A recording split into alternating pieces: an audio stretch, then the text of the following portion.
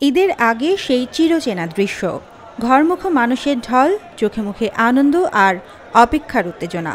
স্বজনদের সঙ্গে ঈদের আনন্দ ভাগ করে নিতে রাজধানী আর শিল্পনগরী গাজীপুর ছাড়ছেন হাজার হাজার মানুষ। কর্মব্যস্ত নগরের কোলাহল পেছনে ফেলে মানুষ ছুটছে আপন ঠিকানায়।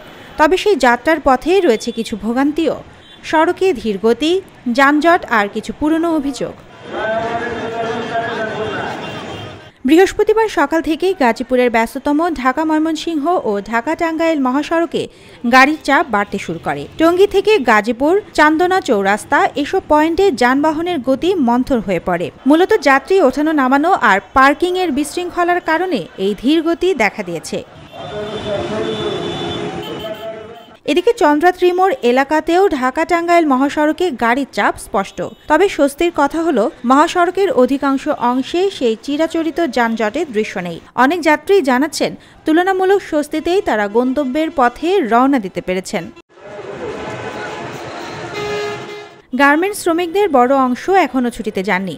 ধারণা করা হচ্ছে দুপুরের পর থেকে তাদের বাড়ি ফেরা শুরু হলে যানবাহনের চাপ আরও বাড়বে। ফলে পরিস্থিতি সামাল দিতে বাড়তি দায়িত্ব পালন করছেন পুলিশ ও আইন শৃঙ্খলা বাহিনীর সদস্যরা। মহাসড়কের বিভিন্ন পয়েন্টে মোতায়েন রয়েছে অতিরিক্ত ফোর্স, যেন যানজট নিয়ন্ত্রণে রাখা যায় এবং যাত্রীরা নিরাপদে বাড়ি পৌঁছাতে পারেন।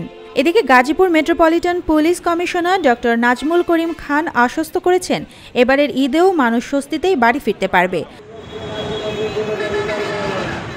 সবাই যাতে নিরাপদে যাত্রা শেষ করতে পারে সেজন্য কাজ করছে আইন শৃঙ্খলা রক্ষাকারী বাহিনী। তবে প্রতি বছরের মতো এবারও অভিযোগ রয়েছে, অনেক পরিবহন কর্তৃপক্ষ যাত্রীদের কাছ থেকে অতিরিক্ত ভাড়া আদায় করছে।